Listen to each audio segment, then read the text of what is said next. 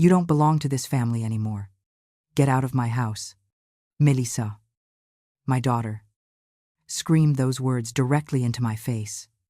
I sat at her dining table, barely an hour after arriving with 2 heavy bags of fresh produce. After 3 hours spent cooking a Sunday meal for her entire family, I didn't rise. I didn't cry. I simply looked at her. And a thought settled in my mind like cold steel. Remember this day. My girl. Today, you didn't just lose your mother. Today, you destroyed your own future. Her face was flushed, contorted with the familiar rage I'd known since she was a child. A rage I'd always appeased. But at Halfyard's, you learn that words wound, yet actions leave scars. My mind, however, was already moving, calculating. I saw the chess pieces on the board. I already knew precisely what my next move would be. A precise sequence of actions. This wasn't about anger anymore. This was about absolute clarity. That morning, I arrived at Melissa's house as I had every Sunday for the past 2 years. 2 heavy bags, brimming with market-fresh ingredients I'd purchased with my own money. Earlier than most people were awake, Chris, my son-in-law, opened the door. A phantom greeting, merely stepping aside to let me pass. Melissa remained glued to her phone on the sofa. A permanent fixture. Only Emma, my granddaughter, ran to me. A small beacon of warmth. Grandma. Did you bring something tasty? Her smile. That precious light always softened the edges of my weary heart. For her. At least. I was still important. I promised her favorite dish. And her eyes sparkled. I walked into the kitchen. The familiar rhythm of Sundays immediately taking hold. Meat out. Vegetables chopped. Rice on the stove. I came. I cooked. I served. They ate. Consuming not just the food, but my time, my money, my silent presence. This Sunday, though, felt different. Even before Melissa's words, she drifted into the kitchen. A brief interruption from her digital world. To complain. Mom, I've told you 1,000 times Emma doesn't eat yellow bell peppers. Red ones, I explained, were outrageously expensive. She huffed, returning to her phone. To a universe where I existed only when needed. Chris sidled up, the smell of simmering sauce filling the air, and launched into his favorite topic, my house. Miss Denise, I think you should sell that big house. You're old now. It's not safe to live alone. We can help you invest the money. He offered that practiced, artificial smile, presenting his greed as a benevolent offer. A favor. I continued steering. Silent. I had heard this rehearsed monologue 100 times. They choreographed my life, my money, my future, as if I were a child incapable of choice. But I heard it all. I recorded it all. Every word. Every disdainful gesture. Every flash of avarice stored away in a precise corner of my memory. Emma remained in the kitchen, a tiny anchor in the storm. She spoke of her new teacher, a science project, and the small, vivid details of her world. She was the only one who saw me as a person, not a resource to be tapped. I gave her a sliver of meat to taste. She hugged me tight. Grandma, you cook better than Mom, she whispered, a small truth that still brought a quiet smile. When I finished, I set Melissa's dining table, carefully arranging the plates. She remained captivated by her phone. Chris watched TV. I was the invisible hand, the unpaid domestic worker who arrived promptly every Sunday to serve them. I plated the food, called them to eat, and sat in my usual chair, the most uncomfortable one, its back to the window. During the meal, Chris brazenly steered the conversation to my will. as casually as asking to pass the salt. Miss Denise. My cousin works for a very good lawyer. Should we set up an appointment to review the will? Better to get everything tidy. Don't you think? Melissa put down her fork? Her eyes, sharp and calculating, fixed on me. That's right. Mom. It's the smart thing. Avoids trouble down the road. Their trouble down the road was my death. A date they seemed to anticipate with thinly veiled eagerness. I told them my lawyer already had my papers in order. This only inflamed their impatience. They wanted me pliable, dependent, for me to hand over everything without question. Chris droned on about taxes, inheritance. Melissa grew agitated as I refused details. The air thickened further when Emma accidentally spilled orange juice. A small, childish mishap, but Melissa exploded. As if the world was ending, she screamed at the girl, a cruelty in her voice that fractured my heart. When I intervened, saying, "It's not that serious," Melissa turned her fury on me. "You always take her side. You always contradict me in front of my daughter. You come here just to cause trouble." Her screams echoed through the house. Emma dissolved into tears. Chris continued chewing, a monument to his familiar cowardice. I tried to comfort Emma, but Melissa blocked me. "Don't touch her. Don't spoil her anymore. I'm sick of your opinions and of you coming here to meddle. Meddle my money, my effort, my food." Reduced to meddling. Then, the moment that cleaved everything, Melissa sprang to her feet, pointing at me as if I were a criminal. "You don't belong to this family anymore. Please get out of the house." The ensuing silence was absolute. A void. Emma's soft sobs, Chris's steady chewing. I sat, absorbing the blow. My daughter, the one I had raised, cherished, and carried through every difficulty, was throwing me out like refuse. But instead of breaking, something within me hardened. Something long dormant awakened with a strength that surprised even me.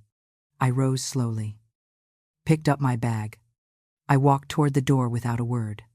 Melissa continued yelling behind me, but her words were already fading. Irrelevant. My mind was already dialing numbers, setting appointments, and charting the most crucial decisions of my life. Before I opened the door, I turned, meeting her eyes. "Melissa," I said, my voice eerily calm. "Remember this day. You didn't just lose your mother. You just destroyed your own future." I closed the door softly. A decisive click. Sealing a chapter. Walking to my car, I pulled out my phone and called Rose, my closest friend. "Rose. Tomorrow. Meet me at the bank, then the lawyer's office. It's time to change a few important things." The next morning, I woke before the sun. Not out of obligation, but habit. At 70, your body finds its own rhythms. I brewed a strong coffee, drew the curtains, and looked at myself in the vanity mirror. "Denise Miller," I told my reflection, "it's time to remember who you are." The house was quiet, not the mournful quiet of loneliness, but the profound peace of a new beginning.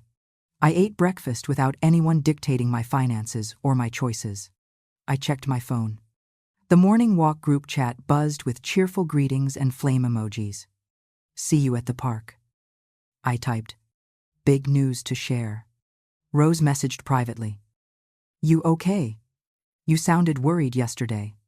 I replied. "Better than ever.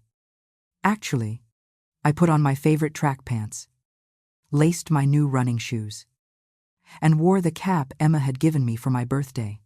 I snapped a mirror selfie, posting it to Facebook, ready for a new day full of blessings. I drove my old, reliable car, ignoring Melissa's disdain for seniors behind the wheel.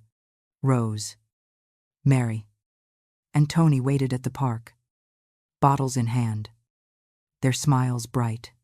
What happened yesterday? Rose asked, as we started our usual path. A 3-year ritual of defiance against age. You sounded serious. I recounted every shout, every sneer, every calculated insult from Melissa's house.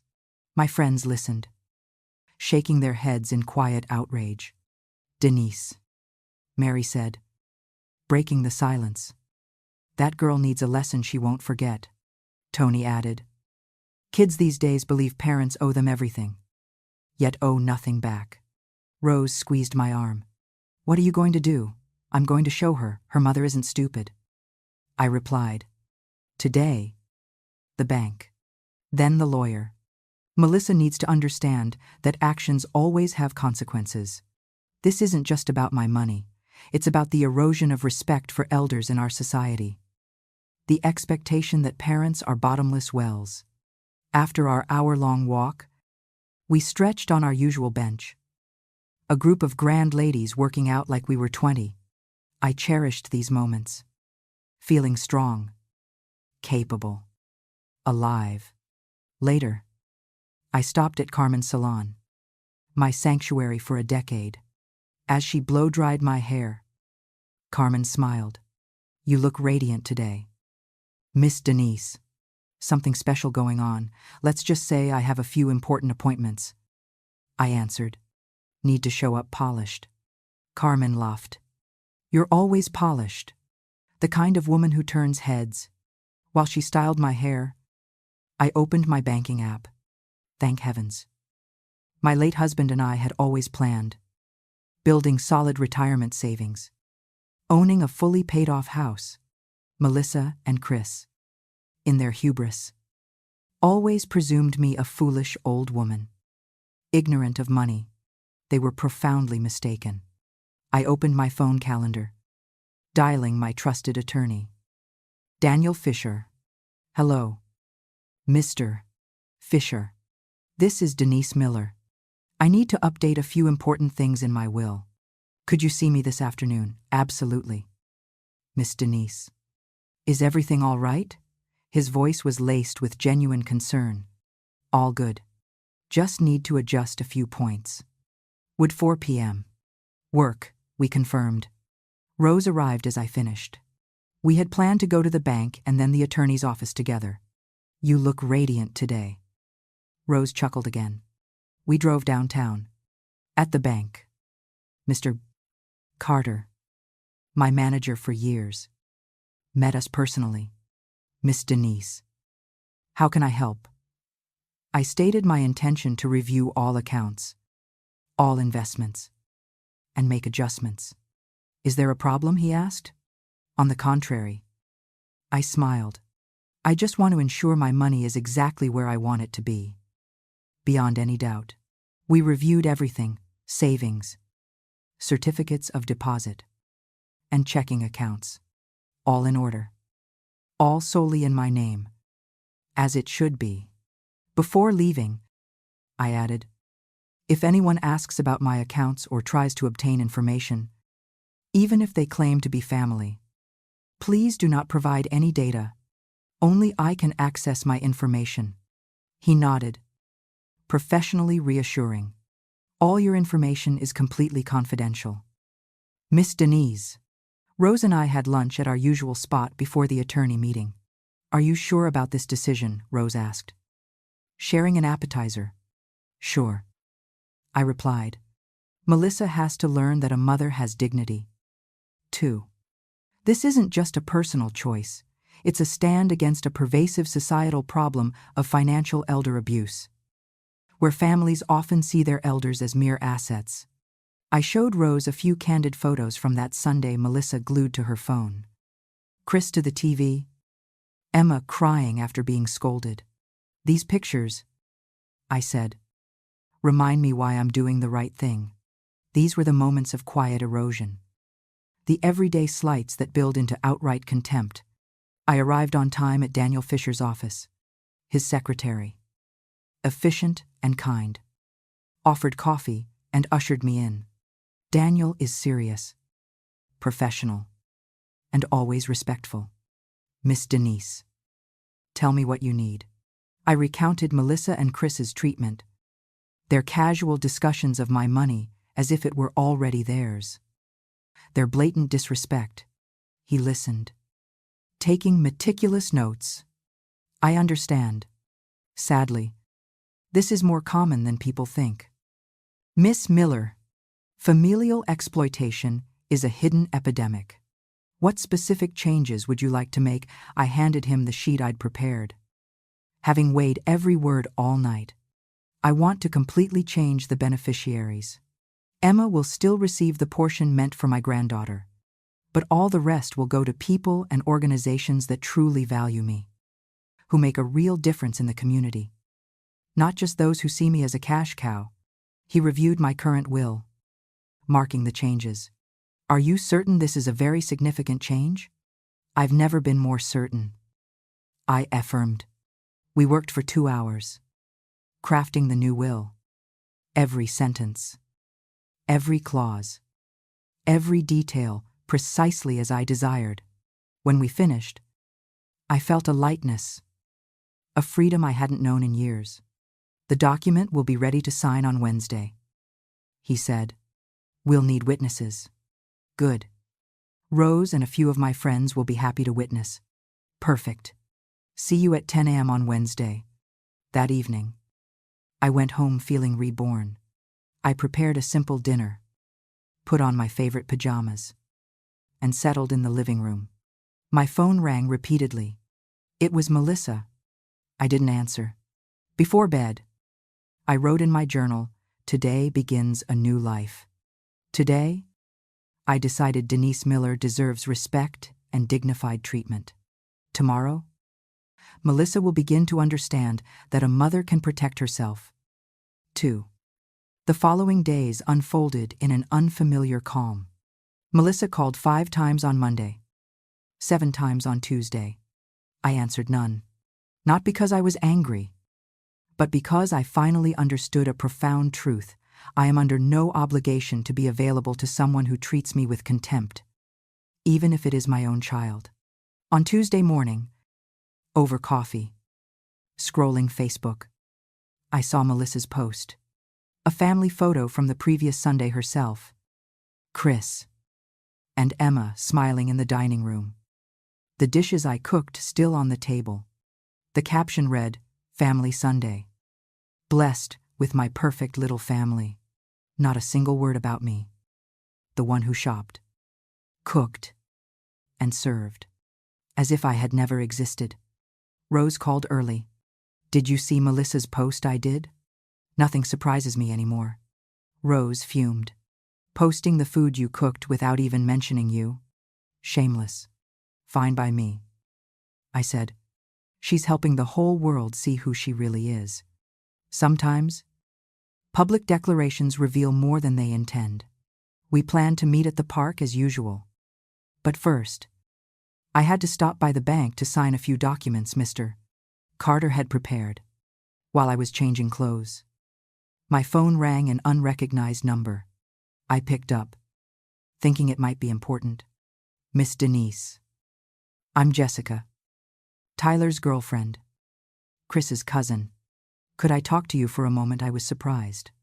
Why would my son-in-law's cousin's girlfriend be calling me? "Go ahead." Jessica lowered her voice, as if sharing a grave secret. "I don't know if you're aware, but Chris and Melissa are talking to Tyler about getting a loan. They're saying you'll provide the down payment for a business, but they need the money up front." My blood ran cold. A loan for what? Jessica hesitated. "To open a clothing store. Chris says you've already agreed. It's just that banks work slowly with older people." Older people, as if 70 equated to foolishness. I maintained a calm exterior. "Jessica, I have never discussed any business or any loan with them. How much are they trying to borrow?" The answer left me speechless. "Arshuan Mayuan," Chris says. "With the amount you've saved? That figure is nothing."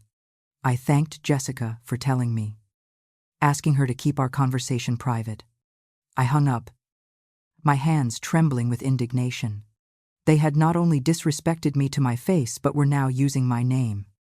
My reputation to leverage money, promising others that I would pay. This was outright fraud. I called Mr. Fisher immediately. Could we sign today instead of waiting until Wednesday? His secretary confirmed the documents were ready. Perfect. I'll be there in 2 hours. I called Rose, Mary, and Tony, explaining the urgency. Everyone agreed to come as witnesses. We can't let them keep taking advantage of you, Mary declared, her voice firm. It's time to end it. On the way to the attorney's office, my phone wouldn't stop ringing. Melissa shifted from calls to texts. The first, Mom? Why aren't you picking up? Are you okay? The second, I'm really worried. If you don't respond, I'm coming to your house. The third, Mom. Don't be prideful. Everyone has bad days. Bad days. Humiliating me in front of my granddaughter was a bad day, treating me like a maid. A rough moment, using my name to borrow money. A harmless prank. The audacity was breathtaking. At the office, Mr. Fisher greeted me with professional calm. We reviewed the new will line by line. Emma remained the beneficiary of an important share. She was innocent. Everything else changed completely. The house, the very thing Melissa and Chris coveted most, would go to a fund that helps abandoned elderly women. My main savings would be divided among charities that truly make a difference in the community. A portion would go to Rose, who had been more sister than friend all these years. Are you sure? Miss Denise, the attorney, asked again. I've never been more sure. I want my money to go to people who truly value it and use it for good, not to those who see it as their birthright. Unearned. I signed every page with a calm that surprised even me. Rose, Mary, and Tony signed as witnesses. We embraced when it was done. I admire you, Tony said. I wish more women had your courage to stand up against such blatant disregard. Leaving the office, we stopped at the cafe next door to celebrate with dessert. We were chatting when my phone rang again. This time a landline. I picked up, and Chris's voice came through. Syrupy, sweet. Good afternoon, Miss Denise. Sorry to bother you, but Melissa's worried because you're not answering. Are you all right? As fake as ever.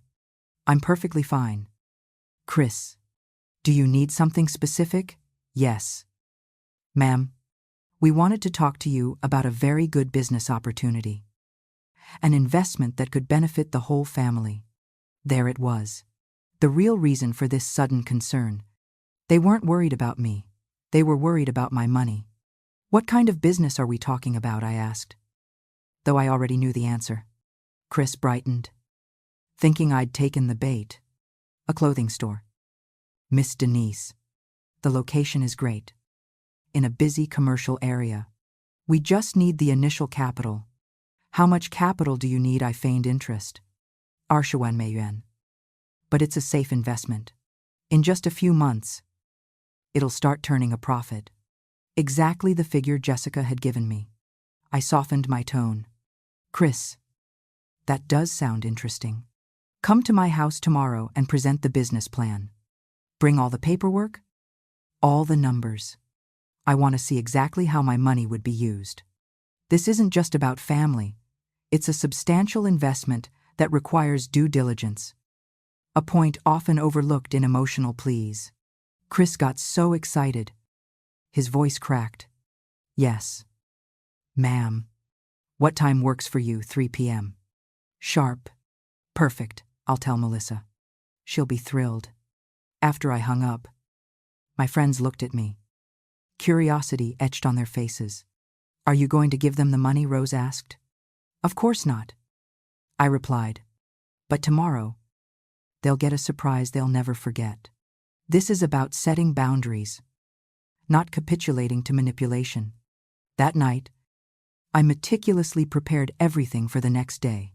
I photocopied the new will, printed the chat where Melissa was rude to me, and filed all the receipts from previous Sunday's market costs. Ingredients: every cent I had paid out of pocket to cook for them. I also prepared my digital voice recorder, the one I used to log medical appointments. Tomorrow, I would record the entire conversation because I knew, with absolute certainty, Melissa and Chris would deny everything later, claiming I was confused, that I misunderstood. Before sleeping, I wrote in my journal tomorrow, Melissa and Chris will learn their mother is not a foolish old lady. They will learn that actions have consequences and that respect is not begged for, it must be deserved. I slept soundly, the most peaceful sleep I'd had in months. Right at 3 p.m. the next day, Melissa and Chris knocked. I had watched them from the living room window. Melissa carried a brand new pink folder. Chris clutched a laptop. They were impeccably dressed, smiling as if heading to a crucial business meeting. The irony was palpable. Melissa pecked my cheek, as if Sunday had never happened. You look great, Mom, feeling better yet, as if my problem had been a common cold, not the public humiliation she'd inflicted upon me. Chris hugged me with that fake familiarity that always grated. Thank you for having us. We're really excited. They settled into my living room, acting as if they owned the place. Chris immediately opened his laptop. Shall I make coffee? I asked, offering my most polite hostess smile. Melissa nodded absently, her eyes already on the papers. Yes, Mom. Thank you. Don't go to any trouble. This won't take long. Don't go to any trouble. As if serving them was a burdensome chore for me, I went to the kitchen, discreetly switched on the recorder, and tucked it into the tea tray, hidden behind a stack of napkins. Every word they uttered would be preserved for posterity. I brought out the coffee. Chris already had the slides projected. Look here. This is the space. The area is excellent. Lots of young foot traffic. Exactly our target customers. Melissa pulled documents from her pink folder. Mom, here are the numbers. The initial capital is $200,000. But look at these profit projections. The charts looked like a child had drawn them. The figures clearly conjured from thin air, devoid of any genuine market analysis. Seems interesting, I said, sipping my coffee slowly. Why not get a bank loan? Why make me invest? They glanced at each other. Banks are a hassle. Too many requirements. High interest. Chris explained. A familiar excuse common among amateur entrepreneurs seeking easy money. And also, Mom. Melissa shifted to a saccharine tone. A family business is meaningful. You'd be a partner, not just an investor.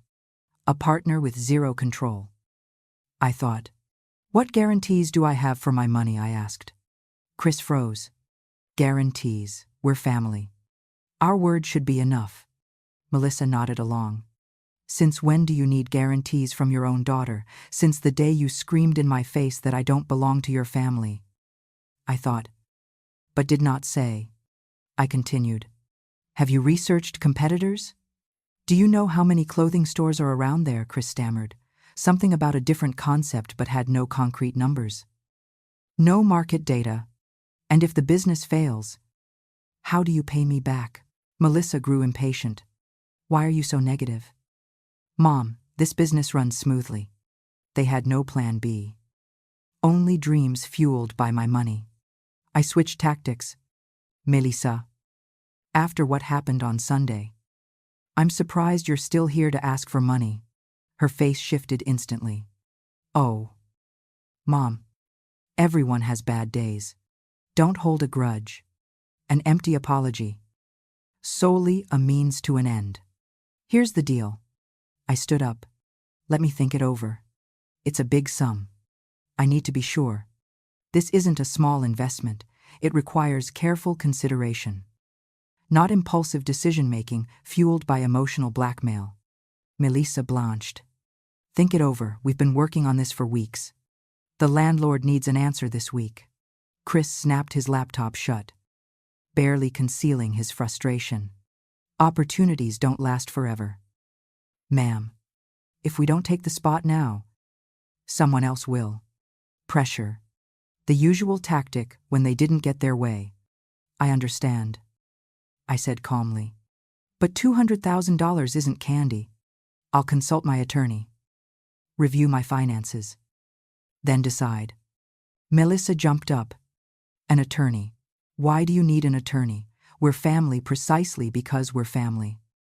I countered. I want to do things by the book. If we're partners, there must be a contract that protects everyone. Chris stood as well. You're making this way too complicated. Melissa stuffed the papers back into her folder, muttering, Sometimes I feel like you don't trust us. What have you done for me exactly? I asked sincerely. Melissa stayed silent. Chris mumbled something about visits and company, but couldn't offer a single concrete example because there wasn't one. Fine. Think it over. Melissa backed down. But don't take too long. Like Chris said, the opportunity won't wait.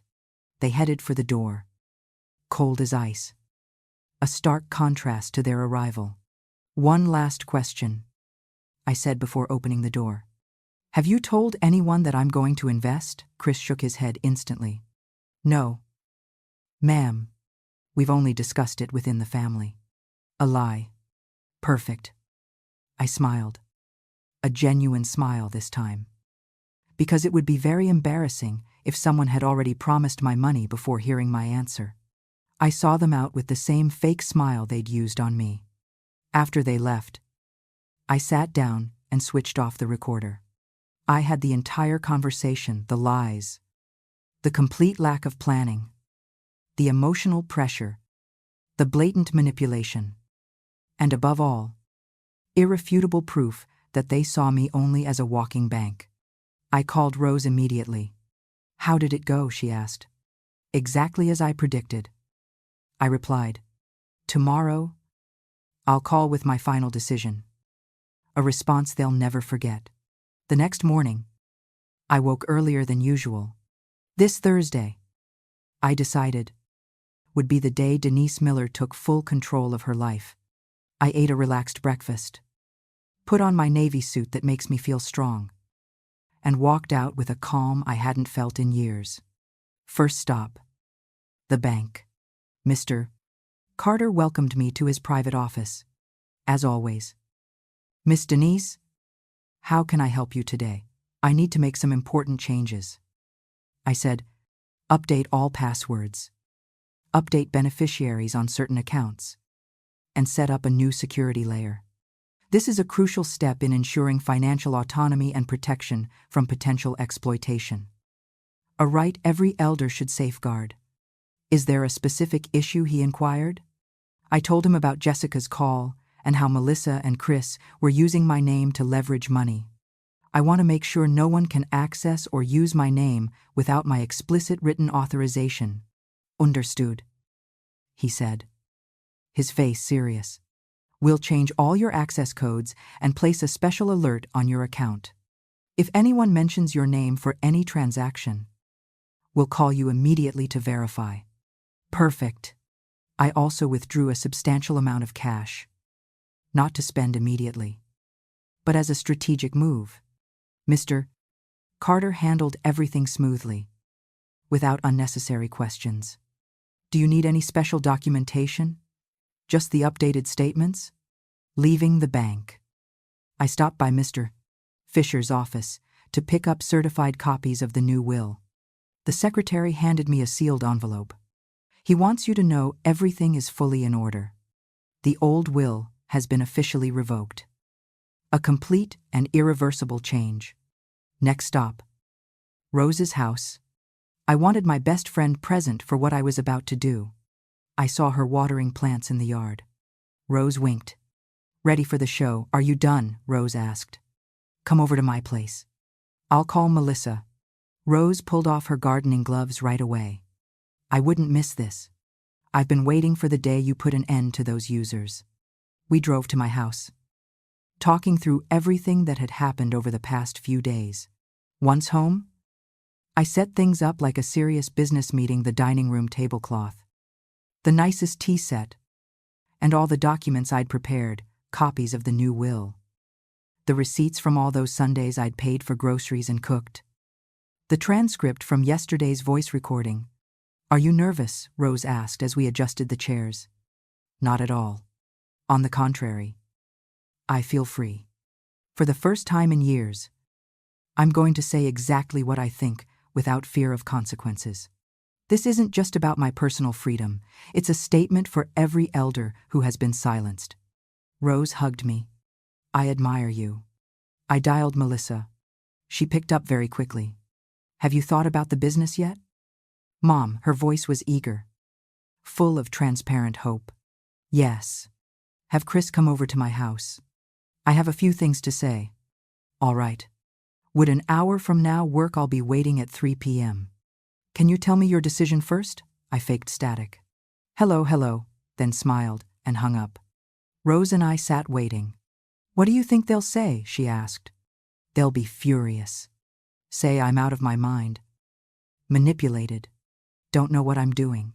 But for the first time, I don't care. Their opinion no longer holds sway over my reality." Right at 3 p.m.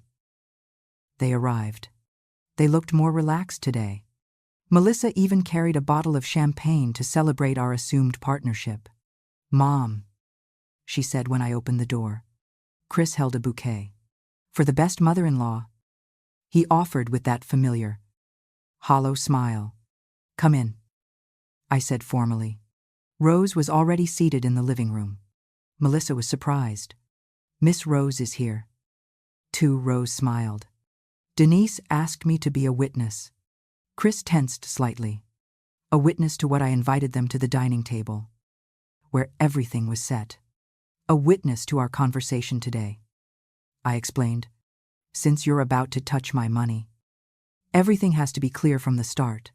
Transparency is key in any true partnership, especially where financial matters are concerned."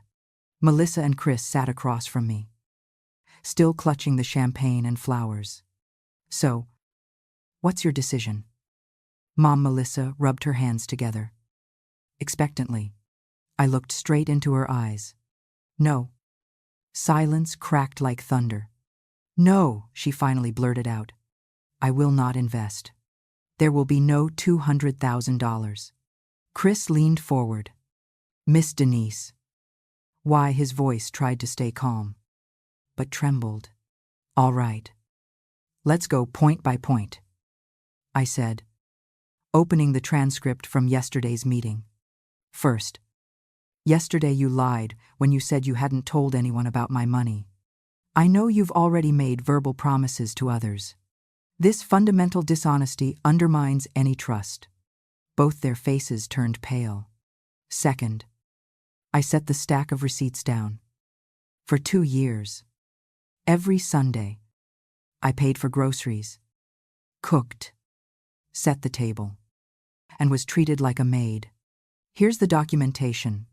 Over 2 dozen Sundays, out of my own pocket. For your convenience." Melissa tried to interrupt. "Mom." I raised my hand. "Sit down." "Third, I pulled out the candid photos from several Sundays. These show how you treat me in your home.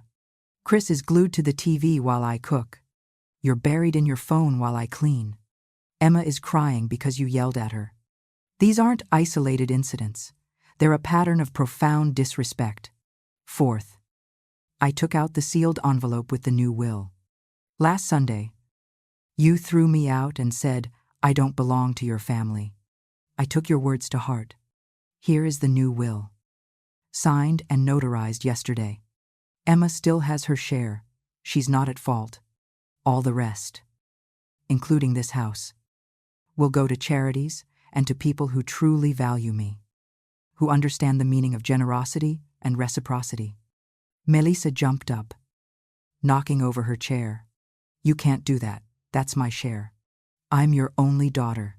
Chris went silent, staring at the papers like a death sentence. "Your share," I stood, "and the love and respect I gave you were also your share, which you threw away on Sunday. Actions have consequences. This is not arbitrary. It's a direct result of your choices. You're insane, Melissa screamed. Rose filled your head. The neighbors will say you've lost your mind. Rose stood up. Denise is sharper than ever. She's simply done tolerating your disrespect. She is reclaiming her narrative. A right often denied to older women. Chris snapped out of it. Miss Denise. It's not good to decide things in anger. In anger, I walked toward the door. 2 years of contempt. Humiliation. That is not a passing fit. And you're right about one thing. I no longer belong to your family. A real family doesn't treat elders like that. Doesn't see parents as walking ATMs. Melissa followed to the door, crying with rage. You'll die alone. No one will take care of you. You'll regret this. I turned back one last time. I'd rather be alone with dignity than live among people who only want my money. True connection isn't bought. It's earned through mutual respect. I threw the door wide open. Now, please leave my house. Don't come back until you've learned to show respect. They stormed off. Chris muttered things I didn't bother to hear clearly. The door closed, and Rose and I were silent for a beat. Then she clapped. Bravo. Denise. Magnificent. We hugged. For the first time in a very long time, I felt truly free. The next morning was Friday. My usual appointment at Carmen's salon. I arrived early, wanting to look polished for what I had to do next. At a glance, Carmen saw I was different. You're glowing today. Good news, I smiled as she touched up my hair color. Let's just say things are falling into place. While she blow-dried, my phone kept ringing. Melissa had started an early pressure campaign. A few unknown numbers were probably distant relatives she'd roped in to push me. I didn't answer. Miss Denise, Carmen said while doing my nails. My sister lives in your daughter's complex. It was noisy last night. Are you okay? I gave a brief recap. Carmen shook her head. Kids these days don't respect their elders enough. You did the right thing. It's a sad reflection of generational shifts in family values. Leaving the salon, I went to the mall where Rose works at a clothing store. Friday afternoon was packed. Seeing me, Rose waved. How'd the morning go? Better than ever. Do Mary and Tony know yet? Yep. They're proud of you. Mary says she wishes she had your courage to put a stop to her rude daughter-in-law. We laughed. Family troubles, I reflected, are far more common than people admit. A silent epidemic of expectation and disappointment. While we were talking, I saw a familiar face walk in. Jessica, Tyler's girlfriend. Chris's cousin, the one who warned me about the loan. She approached timidly. Miss Denise. Could I talk to you for a moment? Rose stepped aside politely. Of course. Jessica. She looked worried. Tyler said Chris called yesterday. Furious. He said you've gone crazy and canceled everything because your friends egged you on. My blood ran cold. They'd launched the smear campaign. What else did he say? Jessica lowered her voice. They're saying you're no longer lucid and will need legal intervention to protect you from being manipulated by your friends. Shameless.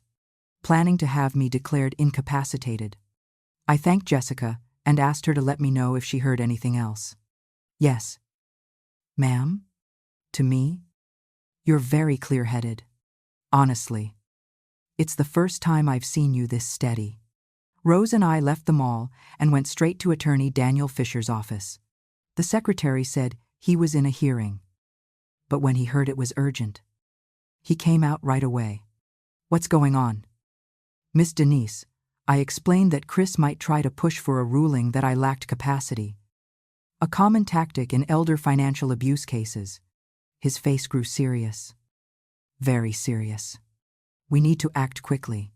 First, obtain medical evaluations, proving you are fully competent. Second, officially register the new will today. Third, prepare a defensive filing against any attempt to obtain a court order. Proactive legal measures are often the best defense against such manipulative tactics. Leaving the attorney's office, we went to the private hospital covered by my insurance. Dr. Richard, my family doctor for 10 years, saw me immediately when he heard what was going on. Miss Denise is completely lucid. Always one of my smartest, most organized patients, he confirmed. He ran cognitive tests, memory tests, and basic psychological evaluations. The results were excellent. I'll issue a full medical certificate. Any judge who reviews these will confirm you are fully competent.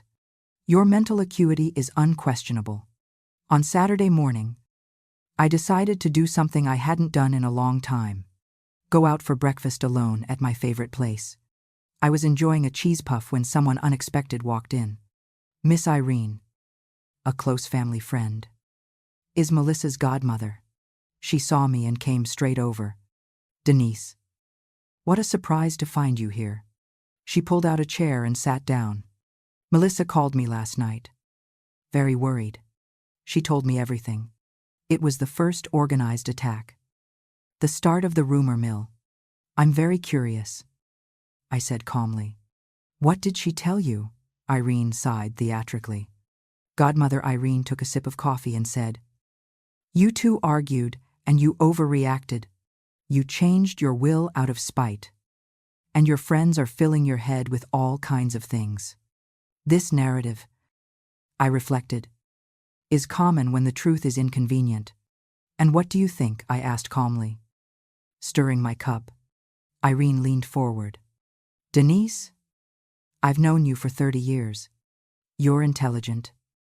But at our age, we sometimes make emotional decisions and later regret them. Irene, I looked her in the eye. Did you know, Melissa screamed in my face, that I don't belong to her family? Did you know that every Sunday I'm treated like a maid? Did you know they used my name to secure a loan without my permission? These are not emotional whims. These are calculated betrayals. Her expression changed completely. No, Melissa didn't tell me those details. I told the exact truth, leaving nothing out. When I finished, Irene was silent for a long time, then exhaled. I didn't know things were that bad. The saddest thing, I added, is that Melissa is more worried about the money she lost than the mother she hurt. She hasn't offered a single sincere apology. She just wants everything to go back to the way it was, without having to change her behavior or acknowledge her faults. Irene paid. Stood up. I'll talk to Melissa. This can't continue. On Sunday, I didn't sit at home waiting for the call I knew would come. I walked in the park with Rose and Mary. Then the three of us stopped at a new restaurant. We had just ordered when the phone rang. Melissa? Mom, we need to talk. I'm at your house. Where are you? I'm having lunch with friends. You can wait or come back another day. Mom, please. I brought Emma. She wants to see Grandma. Using my granddaughter again as an emotional trap. A tool for coercion. Emma is always welcome, I said. But if you came to keep being disrespectful to me, it's best you head back. There was a long silence. I'm not here to fight. She finally said, I'm here to talk like adults. All right? I'll be home in 1 hour. I finished lunch at my leisure. This time, Melissa would wait for me. Learning patience the hard way. When I got home, I saw the two of them sitting on the porch steps. Emma ran over and hugged me. Grandma, I missed you so much. Melissa sat still. Her face unreadable remorse or calculation. I couldn't tell. Come in, I said. This time it's on my terms. My house. My rules. The final confrontation was about to begin. But this time, I held all the cards. Emma gripped my hand as we walked in. Grandma, Mom says you're mad at us. Is that true? My heart clenched at her worried little face. I'm not mad at you. Sweetheart, I could never be mad at you. I'm just sad because adults sometimes behave badly. It's a truth children often grasp better than adults themselves. Melissa sat on the couch, fingers laced. a posture I hadn't seen since her teenage years. Mom, I came because we need to resolve this. Emma doesn't understand why you don't come over on Sundays anymore. Emma. I soothed her as she sat beside me. What did your mom say happened last Sunday? She nodded. Downcast. Mom said there was a big fight. You yelled at her and left angry. Melissa had flipped the story, distorting reality. I looked at her in disbelief. You told Emma that I yelled at you, Melissa flushed. Mom. Don't go into details in front of Emma. The same old tactic. Using the child as a shield to avoid the truth. Emma, I said gently. Go to the kitchen and grab some milk. There's some jelly in the fridge that I bought just for you. When Emma left, I turned back to Melissa. Really, you told her, I shouted at you. But not that you kicked me out and said, I don't belong to your family. Melissa averted her eyes. I was stressed that day. I didn't think before I spoke, finally admitting a little fault. Chris had trouble at work. Emma was difficult. And you showed up with that always critical attitude. What attitude? I asked. Taking Emma's side when she spilled orange juice, that was my crime, parental intervention. A natural act of care. Was weaponized against me. Not only that, Melissa Seahead, you make me feel like I don't know how to raise my own child. Emma came back with her milk, squeezing in between us. Are you two okay now? A child's hopeful gaze. Innocent to the complex manipulations at play. Grandma is talking with your mom. I smiled. Mom. Melissa continued. I know I was wrong. I know I hurt you. But changing the entire will is too extreme. There it was. The core for her was still the money. The tangible loss. Not the broken bond. The will is only the consequence. I said calmly. The real issue is how you treat me and how you see me. You only need me when you want something.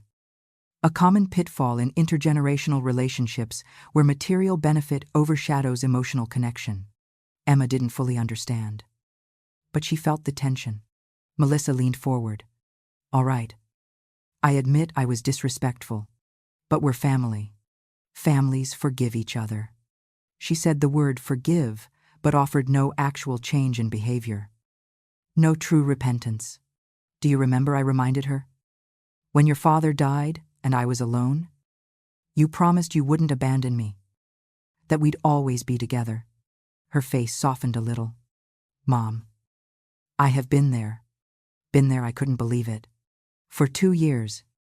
Not once have you come over just to visit me. You don't ask how I'm doing. Don't sit and talk. You only come when you want money or want me to watch Emma. Your presence became transactional. Emma looked up. Is that true? Mom, Melissa fumbled. Adult things are complicated. Honey. Emma looked at me. Grandma. Is that why you don't come on Sundays anymore?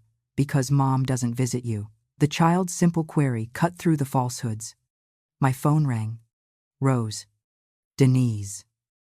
Heads up. Chris just stopped by the store asking about you. He told my manager, you're sick and the family's very worried. Melissa paled at the mention of Chris. What did you say to him? I asked. I said I just saw you looking great and very happy. But be careful. He's spreading strange things about you. I locked my phone and looked straight at Melissa. Where is Chris? She hesitated. At his cousin's attorney's office. My blood ran cold. A familiar chill. Which attorney? I pressed. The one who will help prove you're no longer lucid. She finally admitted.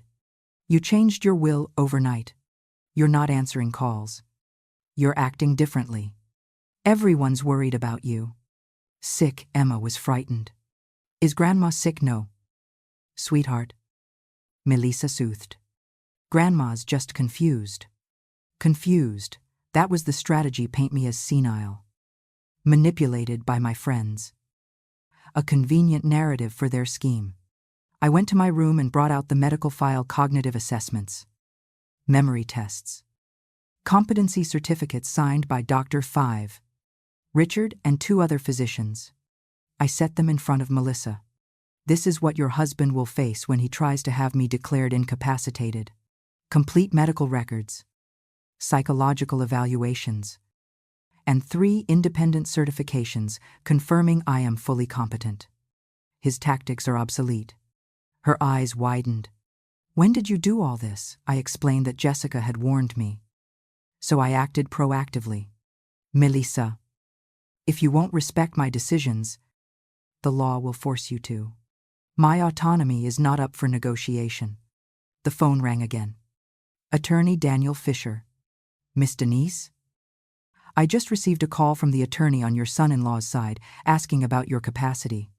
I told him all communication must go through me. I thanked him and hung up. Do you hear that clearly? I looked at Melissa. Your husband is using his connections to strip me of my rights. Is that how he loves me? Through legal maneuvers designed to control me, Melissa jumped up, flustered. Mom, we just want to protect you. Protect me from what, for the first time? I raised my voice. From my right to decide for myself, from my right to spend my own money, from a mother's right to respect, protection. In your language.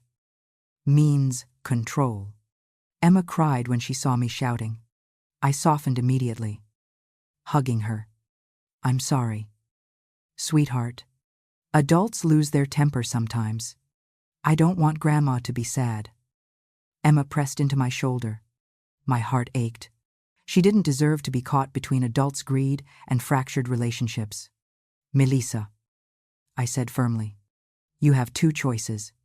First, tell Chris to stop the legal games immediately and apologize to me sincerely for everything. Second, this will be the last time you carry Emma into this house.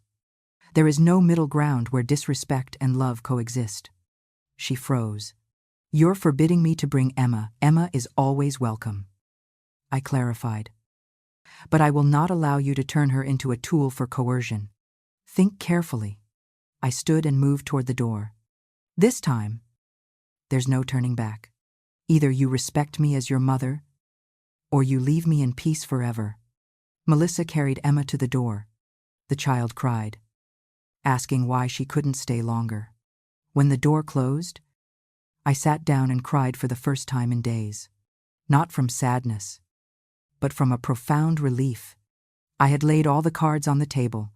The truth, finally, was out, raw and exposed. On Monday morning, I woke with a strange peace. Not the feeling of winning a battle, but of taking the wheel of my life again. While I was having breakfast, Mr. Fisher called. Important news. Your son-in-law's side has withdrawn all legal intentions. When we presented the medical file and confirmed you have full legal representation, they decided it wasn't worth continuing. I sighed in relief. But I wasn't surprised. Chris is the kind of man who only bluffs when he thinks he has the upper hand. So, they're out of options, I asked. Correct. Your file is impeccable. Your capacity is medically certified. And the new will is fully valid. You have secured your autonomy through irrefutable evidence. After eating, I laced my shoes and headed to the park to continue my morning walk. Rose, Mary, and Tony were already waiting for me at the park entrance. How do you feel after yesterday? Rose asked. Free, I answered. Completely free. Unburdened by expectation and manipulation. Mary walked beside me. My daughter saw Melissa at the supermarket last night. She looked awful. Like she hadn't slept for days. I didn't feel joy at that. Nor pity. Every decision, I reflected, has consequences.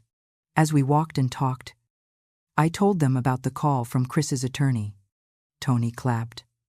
About time the users learned they can't manipulate everyone. This serves as a vital lesson in personal accountability. Mary added. Denise, you're an example for us. Many women our age need your courage to stand up for themselves against disrespectful adult children.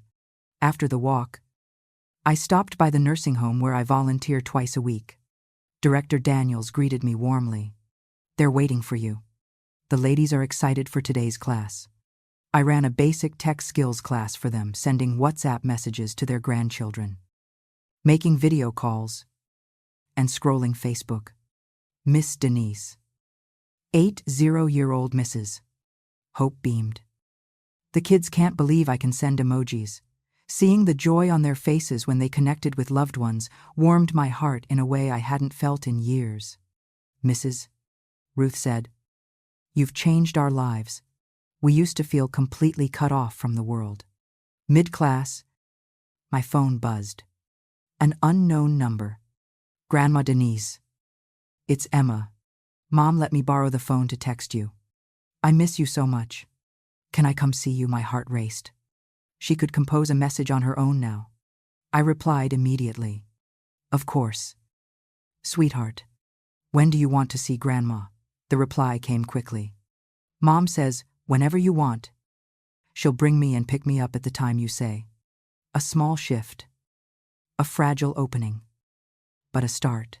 3 months later, one afternoon, as I had just come home from the nursing home, I found an envelope at the door. Handwritten to Mom. Inside was a letter from Melissa. "Mom, it's been 3 months. And each day, I understand more clearly the hurt I caused. I'm in therapy. My doctor helped me see I treated your love as a given. As a right, not a gift. This self-awareness is a hard-won battle. A true sign of maturity. I'm not writing to ask you to go back to how things were. I'm writing to admit you were right. Chris and I are divorcing. I realized he only wanted your money. And I only wanted you for what you did for us. Neither of those is real love. Emma misses you every day. If you allow it, I'll bring her over, simply because she deserves to have her grandmother, and because a grandmother like you deserves to be loved without conditions. I have come to understand that true family bonds are not transactional." I sat in the living room and read every line carefully. Melissa sounded more mature in the letter, more accountable.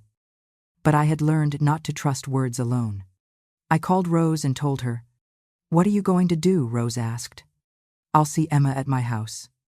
On my terms. The child isn't at fault." Rose nodded. I texted Melissa, "Bring Emma on Saturday at 2 p.m. Drop her off.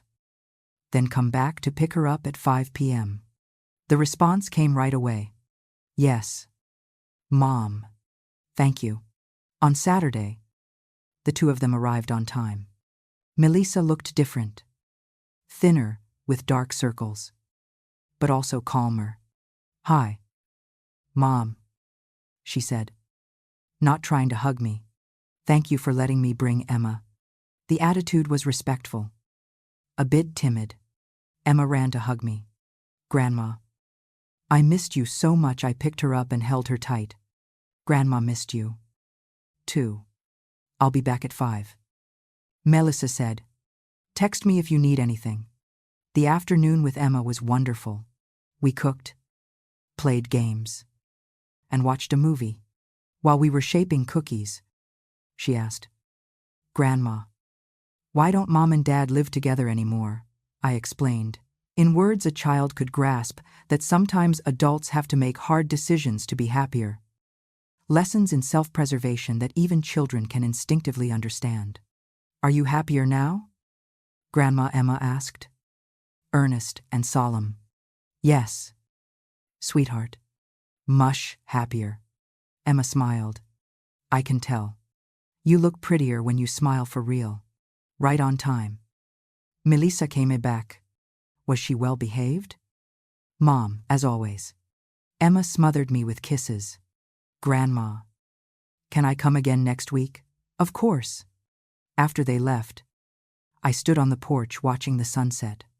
Rose texted, "How did it go?" "Perfect. Emma is still the great love of my life. Her innocence is a balm to the soul." That night, before sleeping, I wrote in my journal, "Today." I confirmed what I already knew. I can love Emma without having to endure Melissa's disrespect. I can be a grandmother without being a victim. I have reclaimed my dignity, my autonomy. my joy of living. I learned that true love isn't to be begged for or bargained for. It's given freely or not at all. Finally, after many years, I'm the one who decides who I care for, where I spend my time, my energy, my love. I steer my own life. And for the first time in a very long time, that makes me completely happy. This peace, this earned tranquility, is the ultimate victory.